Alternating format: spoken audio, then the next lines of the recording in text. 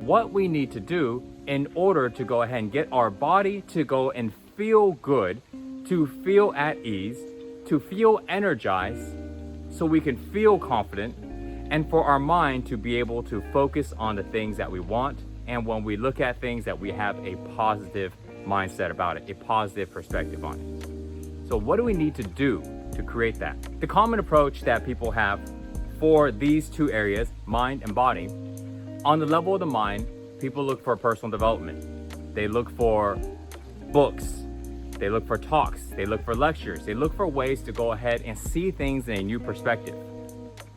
That's the common way of doing it. The issue with this is that our feelings affects our mind.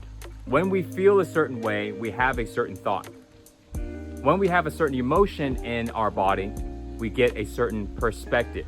Just like if we feel angry, our perspective shifts.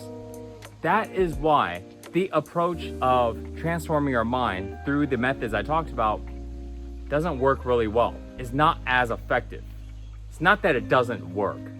It's just that's not as effective because we're not cultivating the second part here, which is changing the feeling.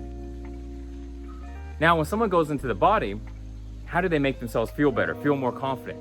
They work out, they get into some type of physical routine to get themselves feel better. That helps them to feel better because they get more energy. But it doesn't allow the body to change its default state of feeling. The default state of feeling basically means the way that we feel regularly, our natural state. When we exercise and work out, we feel good, and then afterwards we go back to a normal state. It's like we come up and then we come back down. Because the workouts that most people are doing are not changing a default state. They're not changing the foundation of the way somebody feels. It gives them a high and then comes back down. And then they get their workout again and then it comes back down.